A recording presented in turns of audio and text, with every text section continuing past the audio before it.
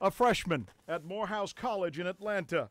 But this student took a road here like none of his classmates. Not even out of high school, Genarlow Wilson found himself in prison, serving a 10-year sentence. He was ensnared by a law designed for adult sexual predators. Georgia legislators later changed that law because of his case. Wilson was convicted of having consensual oral sex with a teenage girl. He was 17 at the time. She was 15. At no time did you tell that young lady that she had to give you oral sex? No, sir. There was an international outcry over Wilson's sentence.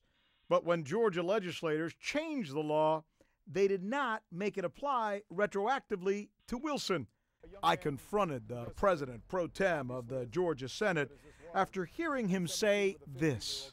Are you aware that these boys videotaped that rape?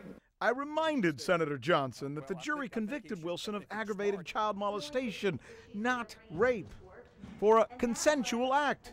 Do you feel bad about the fact that you characterized this as a rape when you were talking yesterday in the Senate? No? No. You don't have any problem with No. it? Because it wasn't a rape. It's a rape in my mind.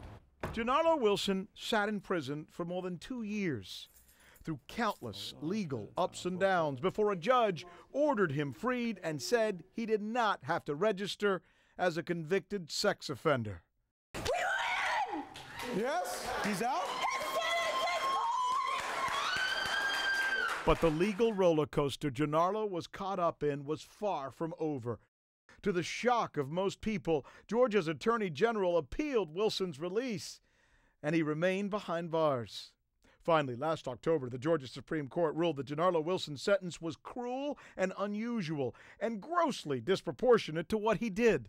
From day one, I said that, not just me, but, all of us, we made decisions that I felt like could have been better.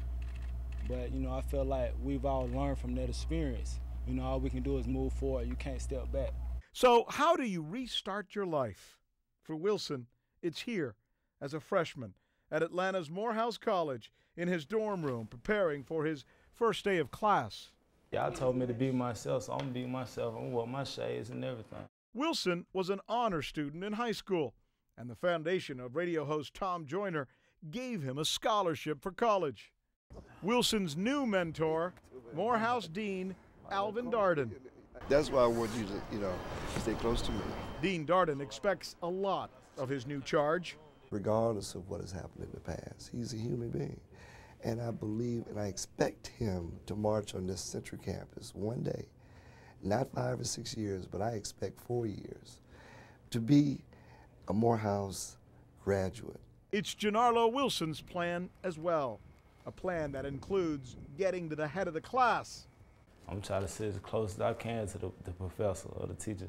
After a long, painful road, Genarlow Wilson is back on track.